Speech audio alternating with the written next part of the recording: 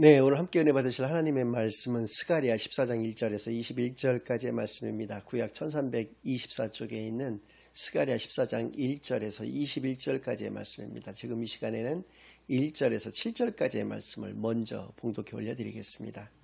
여호와의 날이 이르리라. 그날에 내 재물이 약탈되어 내 가운데에서 나누이리라. 내가 이방 나라들을 모아 예루살렘과 싸우게 하리니 성읍이 함락되며 가옥이 약탈되며 부녀가 욕을 당하며 성읍 백성이 절반이나 사로잡혀 가려니와 남은 백성은 성읍에서 끊어지지 아니하리라.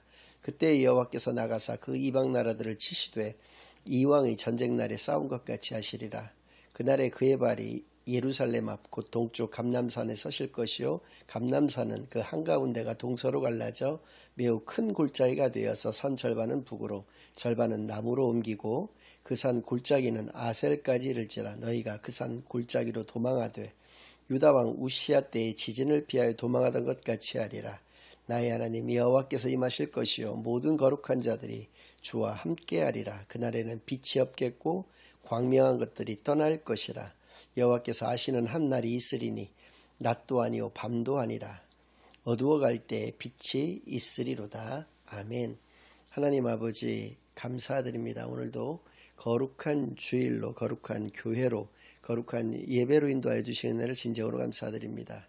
지금 이 시간 저희들이 지난 한 주일간 지었던 모든 죄악을 예수 그리스도의 십자가 아래에다 내려놓고 오직 저희들의 온 마음과 정성을 다하여 하나님께만 드려지는 예배를 통하여 하나님께서만 영광 받으시는 은혜의 시간으로 이 시간을 인도하여 주시옵소서. 모든 것을 감사드리오며 예수 그리스도의 이름으로 기도드리옵나이다. 아멘. 네, 오늘은 재림 그 첫 번째 시간으로 오늘 본문 말씀을 중심으로 하나님의 말씀을 증거하겠습니다. 이번 주일과 다음 주일 2주간에 걸쳐서 스가랴서를 통한 하나님의 은혜를 여러분들과 함께 나누는 귀한 시간을 갖겠습니다. 구약 성경에는 약 2000여 번의 그 예언의 말씀이 등장하고 있습니다. 다 성취가 되었죠. 그런데 딱 한 가지 성취가 안 된 것은 재림에 관한 예언의 말씀만이 아직 성취가 안 되어 있습니다. 그 예언의 말씀 대부분이 다 예수 그리스도에 관한 예언이었습니다. 그렇기 때문에 예수님께서 이 땅에 그리스도로 오심을 통해서 그 예언들은 이미 다 성취가 된 것이죠. 예수님께서 이 땅에서 사역을 마치시고 하늘로 승천하시기 전에 제자들에게 주셨던 내가 다시 오마라고 말씀해 주셨던 그 재림의 그 예언만이 아직 성취가 안 되었다는 것을 의미하는 것이고, 이 말씀을 제가 모두에 드리고 있는 이유는 바로 오늘 읽어드렸던 이 본문의 말씀이 바로 재림에 관한 예언의 말씀이기 때문에 그렇습니다. 본문은 특별히 재림에 관한 그 세 가지 질문을 우리에게 주고 계시고 그 답에 대해서도 알려주시는데요. 즉 재림은 언제 이루어지는가, 어떻게 이루어지는가, 왜 재림이 이루어져야 하는가에 대해서 질문하고 계시고 또 말씀하여 주고 계시다는 것을 알 수 있다는 것이죠. 그래서 이번 주일에는 아마 첫 번째와 두 번째 질문과 답에 대해서, 다음 주일에는 세 번째 질문과 답에 대해서 여러분들과 함께 상고하는 그런 시간을 갖게 될 것입니다. 먼저 첫 번째로 언제 재림이 이루어지는가, 방금 전에 읽어드렸던 본문 14장 7절 말씀을 다시 한번 읽어드리겠습니다.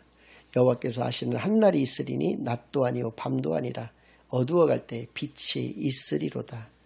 여기서 만자가 빠지긴 했습니다마는 여호와께서 아시는 한 날, 이것이 바로 재림의 날을 의미하는 것이고 하나님만이 아신다라는 것을 우리에게 말씀해 주고 계시는 것입니다.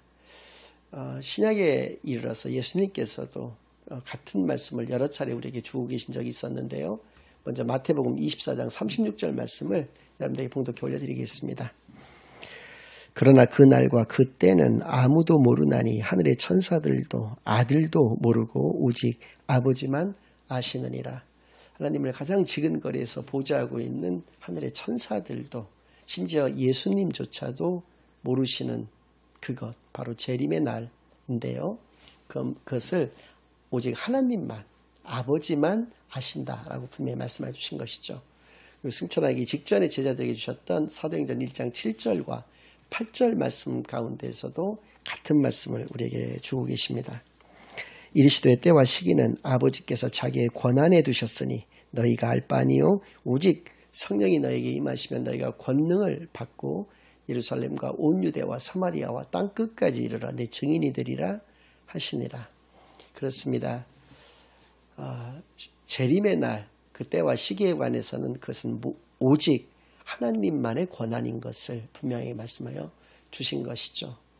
그래서 우리나라와 외국에도 이러한 그런 사례들이 너무나 많습니다. 특정 시기를 못 박아서 이날에 예수님께서 재림할 것이다 라고 하는 것들이 많은데, 그것은 모두가 다 이 성경 말씀들에 비춰볼 때 모두가 다 잘못된 것이고 이단인 것을 분명히 우리가 알 수가 있는 것이죠. 그래서 한국의 사례 한 가지와 외국의 사례 한 가지를 여러분들에게 좀 말씀을 드리고자 합니다. 특별히 이 재림이라고는 하지만 이제 심판이라고 하는 말과도 같은 의미가 되는 것인데요. 이 심판을 바라보는 시각은 두 가지가 있을 수 있습니다. 하나님을 믿지 않는 사람들의 입장에서 이 심판은 종말의 날을 의미하는 것이고요. 하나님을 믿는 우리와 같은 하나님의 자녀 입장에서는 이것은 복음의 날이 되는 것입니다. 이 날만큼 가장 기쁜 소식의 날은 없는 것이죠.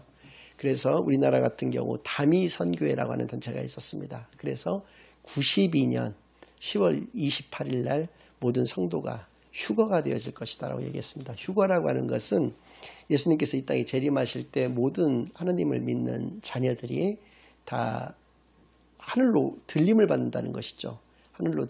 공중으로 들림을 받아서 예수님과 함께 그 심판의 자리에 서게 된다라고 하는 것이 휴거가 가지고 있는 개념인데, 그리고 이제 7년 환란 뒤에 1999년이 되면 완전히 이 땅은 멸망할 것이다 라고 보는 것이 그들의 입장이었습니다.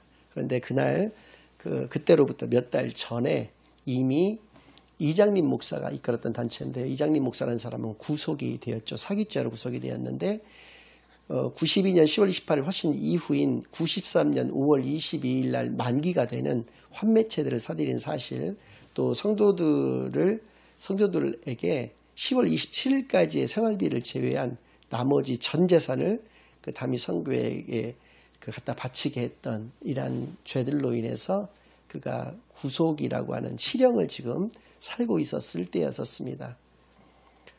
그래서 그것을 통해서 우리가 알 수 있는 것은 이러한 그 종말을 이야기하는 단체들이 우리나라에서만 해도 너무나 많이 그동안 있었다라고 하는 것이고요.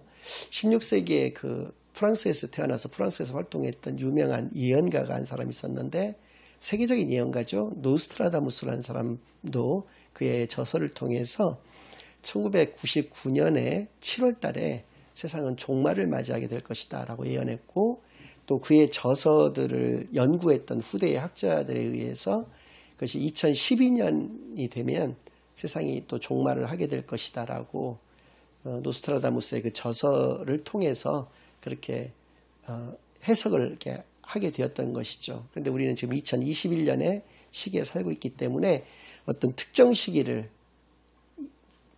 정해서 그날이 바로 종말의 날이라고 이야기하는 모든 단체나 개인은 잘못된 것이고 이단에 불과한 것임을 우리가 분명히 깨닫게 되는 시간만 되기를 바랍니다.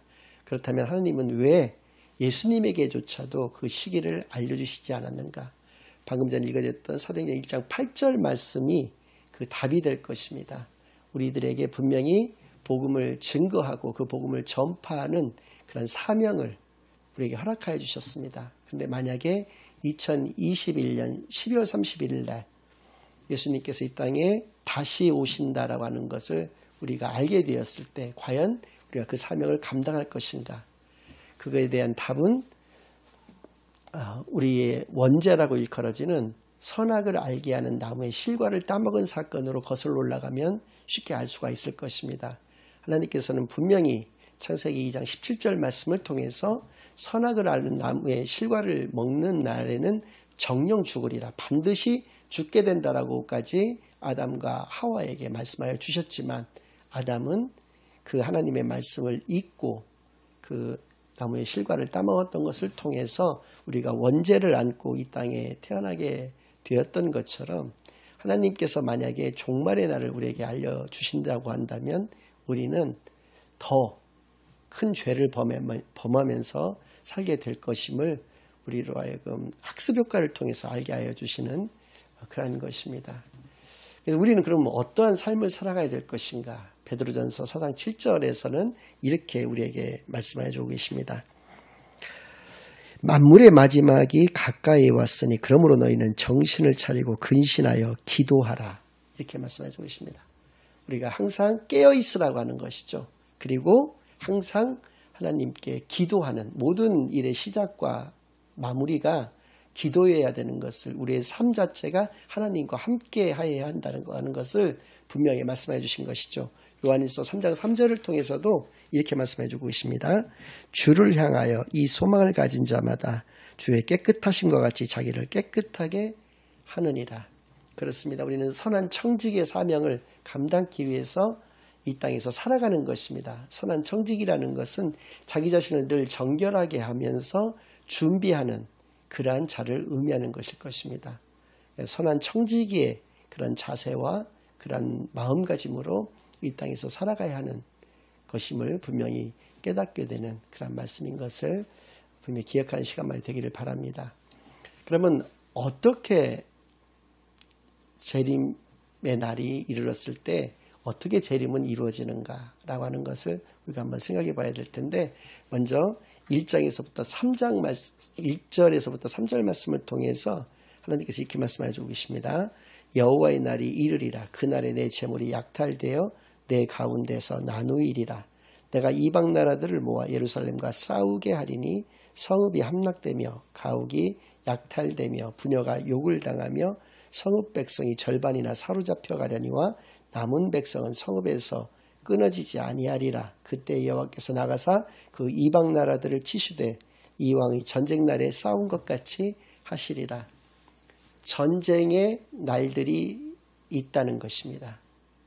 또 6절 7절 말씀을 통해서 조금 더 다시 읽어드리겠습니다마는 6절 7절 말씀을 통해서 천재지변과 함께 재림이 임하게 된다라고 하는 것을 알 수 있고요.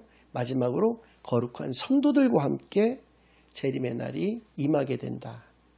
그러니까 전쟁과 함께 천재지변과 함께 거룩한 성도와 함께 재림은 임하게 되어지는 것이다 라는 것을 분명히 알 수 있게 해주십니다.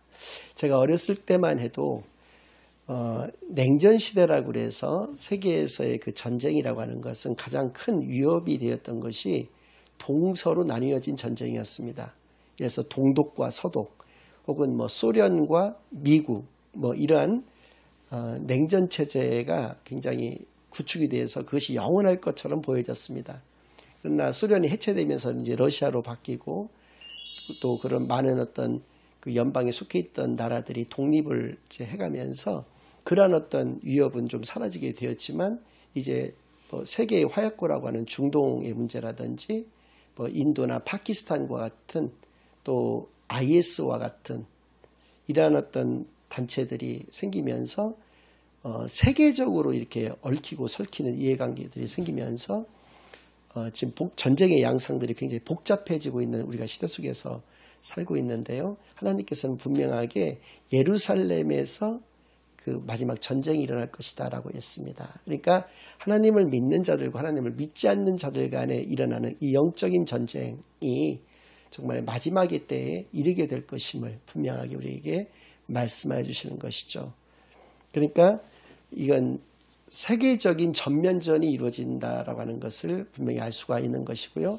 그것을 계시록을 통해서 아마겟돈 전쟁, 지난번에도 말씀드렸지만은 구약의 그 지명으로서는 무기또라고 하는 곳에서 이루어진다라고 하는 그 상징적인 의미가 가지고 있는 것은 하나님의 자녀들과 하나님을 믿지 않는 자들 간의 그런 전쟁을 분명히 이 땅에서 재림의 날 전에 재림과 함께 그것이 임하게 되어진다라고 하는 것을 분명히 알 수 있고요.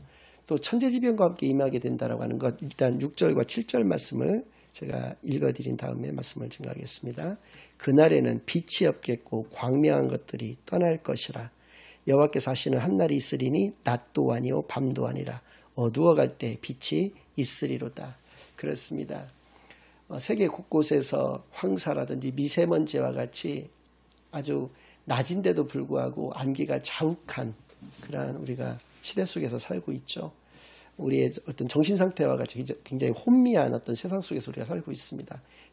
지진이라든지 해일과 같은 것들도 발생을 하고 있고, 이제는 뭐 이상 기온이라든지 기후 변화 이런 것들은 이제 우리의 일상이 이미 되어버린 것과 같은 그런 어떤 그건 뭐 인간의 어떤 잘못으로 인해서 그렇게 된 것처럼 보여질 수도 있겠습니다만은, 마지막 때에 이르면은 그러한 모습들을 분명히 가지게 된다라고 하는 그 하나님의 말씀을 우리가 비추어 본다라고 한다면, 이것은 종말의 때가 가까이 온 것이 아닌가라는 생각을 특별히 하게 되는 것은, 이러한 현상들이 요 최근의 시기에 이르러서 급격하게 많이 몰려 있기 때문에 역시 그렇다라고 하는 것입니다. 아무튼 우리가 이러한 시대 속에서 살고 있는 우리들은 어떤 모습으로서 살아가야 되는 것인가? 데살로니가전서 4장 16절, 17절 말씀은 우리에게 그 단초를 제공해 주고 계시는데요. 제가 읽어드리겠습니다. 주께서 호령과 천사장의 소리와 하나님의 나팔 소리로 신이 하늘로부터 강림하시리니, 그리스도 안에서 죽은 자들이 먼저 일어나고 그 후에 우리 살아남은 자들도 그들과 함께 구름 속으로 끌어올려 공중에서 주를 영접하게 하시리니, 그리하여 우리가 항상 주와 함께 있으리라. 이렇게 말씀해주고 계십니다. 본문의 5절 말씀도 같은 말씀을 우리에게 주고 계시는데요. 그 산 골짜기는 아셀까지 이를지라 너희가 그 산 골짜기로 도망하되 유다왕 우시야 때에 지진을 피하여 도망하던 것 같이 하리라. 나의 하나님 여호와께서 임하실 것이요 모든 거룩한 자들이 주와 함께 하리라. 거룩한 자들과 함께 재림의 날이 임하게 된다라고 하는 것이죠. 이 말씀을 통해서 알 수 있는 것은 삼위일체 하나님도 한 분이시지만은 하나님과 하나님의 자녀는 역시 하나인 것을 알 수가 있다는 것이죠. 재림의 날이라고 하는 세상의 마지막 때가 이른다면은 하나님은 우리와 함께 해주신다.